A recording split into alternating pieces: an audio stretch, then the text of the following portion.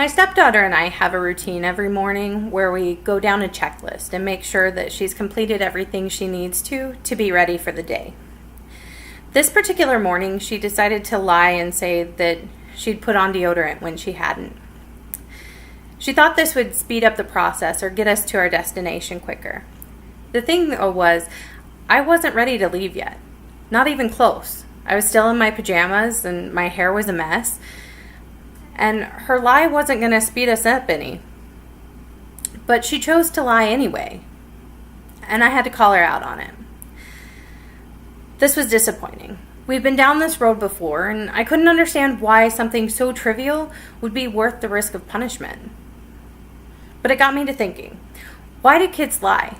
And how do I make it stop? So I did some research. PBS Parents said 4-year-olds lie on average every 2 hours, and 6-year-olds lie on average every hour. Even though lying's a natural part of development, it doesn't mean it shouldn't be addressed. Understanding instances of lying and motives can not only help when dealing with our own reactions, but can also help us guide children to grow and become more respectable members of society. To start, we need to look at the different types of lies that children tell. Up until about age 4, lies are a way for children to test boundaries, for them to understand the world and to improve their imagination. At this point, they haven't really grasped the differences between reality and imagination. Basically, at this point, they want something to be true, so they say it as a truth. As their brains become more developed, their lies become more complex and believable.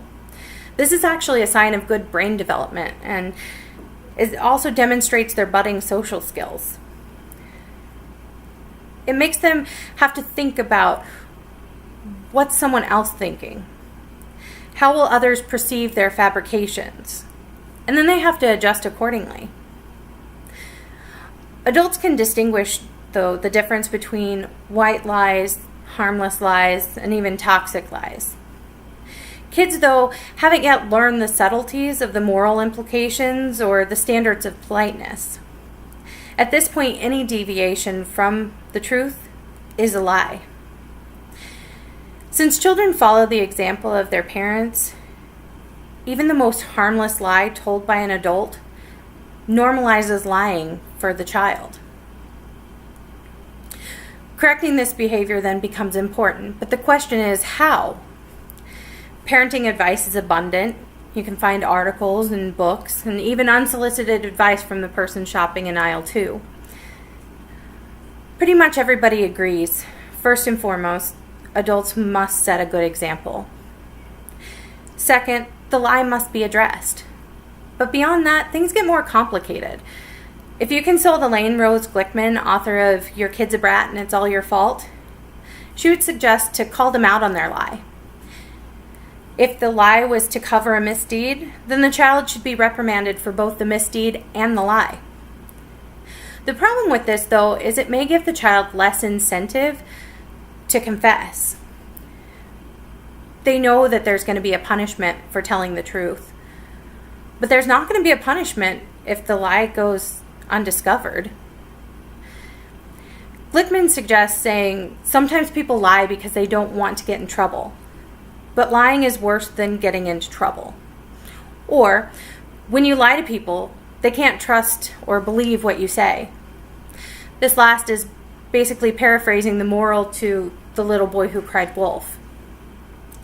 Researcher Victoria Talwar found that negative reinforcement such as this doesn't actually decrease instances of lying.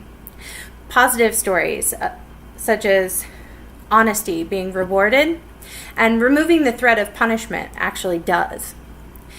PBS Parents then says to tell your child they will not get in trouble and that you'll be pleased if they're honest. Despite the research, though, letting the transgression go is risky. The child may believe in lying and then confessing only when it's discovered. They may see it as being the best of both worlds. No punishment if the lie remains hidden, and no punishment when the truth is finally revealed. Despite the conflicting advice, though, most sources agree you shouldn't bait your child into lying to cover up previous lies. Setting a trap actually causes mistrust, and you yourself actually become the one being deceptive. I have a confession to make. I did bait my stepdaughter into lying, and in hindsight, that wasn't the best method. But I did take more positive steps later. I explained that I was trying to instill honesty and hoping that later in life she'd be prepared when the stakes are higher.